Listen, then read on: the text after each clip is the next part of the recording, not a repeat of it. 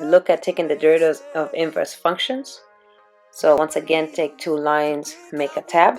You're actually going to make two of those very similar ones, but that's okay. I can do it in the next video. Derivatives of inverse functions are actually pretty easy if you just remember one simple rule. Just remember that for this, it cannot be equal to 0. And what this means is it's where f is a differentiable function with an inverse function g, where f is a differentiable function with an inverse function g. In other words, the derivative of the inverse function is 1 over the derivative of the original function, putting g of x into it.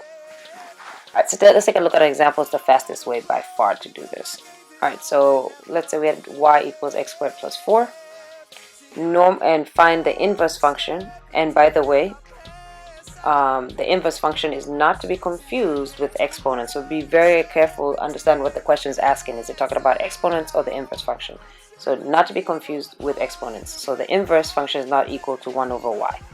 Alright, normally what you would do without this shortcut is you would find the inverse, which means you'd substitute the x's and y's, solve for y once again, and this is what you would get. So I'm just going to rewrite this function as exponent so I can take the derivative a little bit easier. So that's going to be equal to plus or minus x minus 4 raised to the power of 1/2. Now taking the derivative of that, bring the half down, subtract 1 from the exponent, so you're going to get negative 1/2.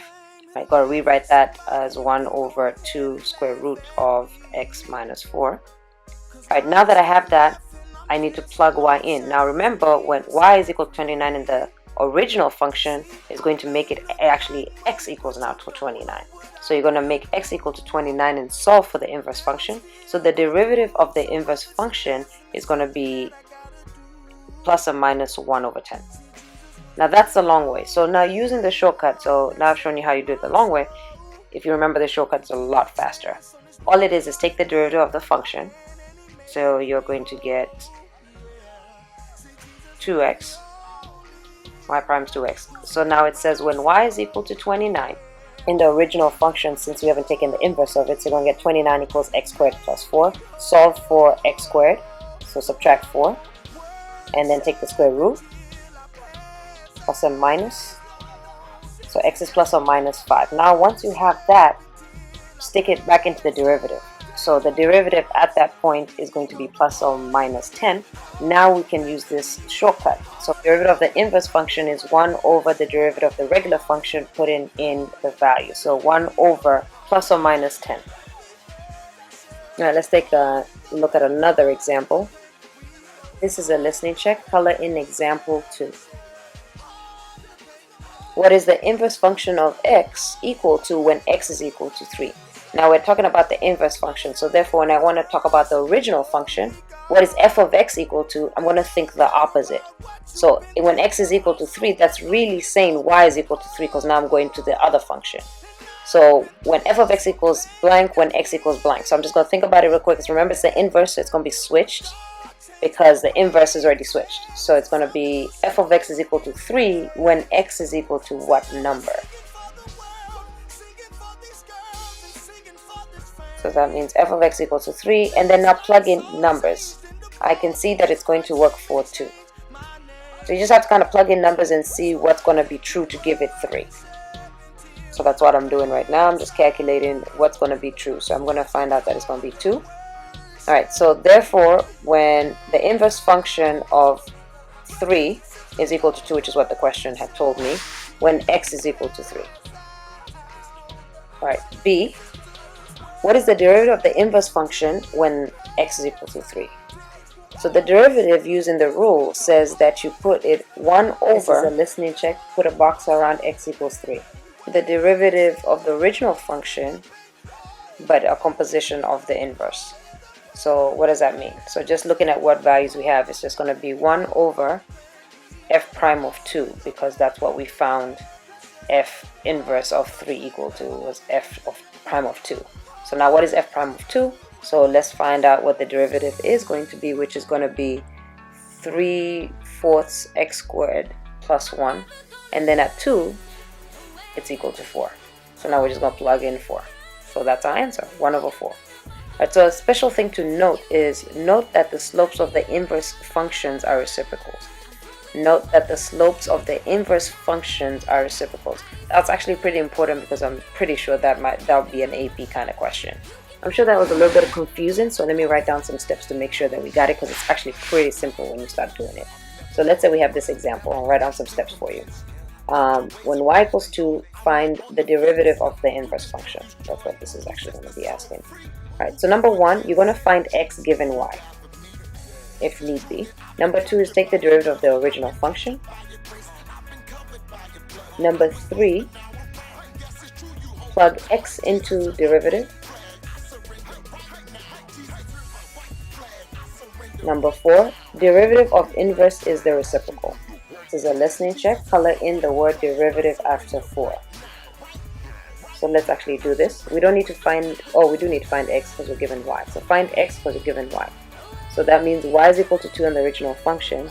What value is going to make this true? So x cubed plus 2x minus 1 is going to make it 2. I'm going to try 1. 1 cubed is 1 plus 2 is 3 minus 1 is 2. So that's true. So it's x equals 1. So I found that. Take the derivative of the original function. So that's going to give me 3x squared plus 2. That's easy. Alright. Plug in that value you just found. So f prime of 1 equals x squared is 1, 3 plus 2 is 5. Now, the derivative of the inverse is just a reciprocal. So we got 5. So the derivative of the inverse is 1 over 5. Simple. It's not as complicated as it seemed before. That's just because I was doing it long. So let's take a look at another example. Let's say we have this. Now with this one, we're going to have some parameters. I'm going to explain to you why in a second. Now let's take a look at the graph of sine x. So it goes through 0, 0, and it looks like a wave like this that alternates between positive 1 and negative 1 forever. Now looking at it, if you try to take the reciprocal of this, it doesn't exist. And the reason why it doesn't exist is because if you take the inverse, it's not going to fail the vertical line test. So in other words, if the original function fails the horizontal line test, then the inverse doesn't exist. So let's write that down. The inverse function would fail the horizontal line test, therefore causing the inverse not to exist, because it crosses more than one point. This is a listening check. Underline horizontal. Underline horizontal. But if we restrict the domain, we would have, so if I restricted the domain to what they've restricted it in the question, I'm going to draw what graph we actually have, and we're going to see that we can actually take the inverse. So it's between negative pi over 2, which is halfway there, and positive. So what does that graph look like? So it's just this little piece is what we're restricting it to. And as you can see, it passes the horizontal line test, because when you take the inverse, it'll pass the vertical. So making it a one-to-one function, basically. Alright, so let's actually now do the question. So find x given y. So again, we will plug in a half. So sine x is a half. So the inverse sine of x. So basically, what value is going to give it a half? It's going to be 30. Because 30 is radical 3 over 2, and remember 1 over 2. So it's going to be 30. So x has to be 30, which is pi over 6. Alright, so taking the derivative of sine is cosine x. Alright, then evaluate it at pi over 6, or at 30. You're going to get cosine of pi over 6, or cosine of 30. And the derivative of that, of 30, is radical 3 over 2. Radical 3 over 2. So now you have the derivative evaluated at that function. Now all you got to do to find the derivative of the inverse is take the reciprocal of that. So the derivative of the inverse function is 2 over 3. 2 over radical 3, I'm sorry. We can't have a radical on the bottom, so multiply radical 3, radical 3. We're going to get 2 radical 3 over 3. And that's pretty much it. So follow those simple steps. Let's practice.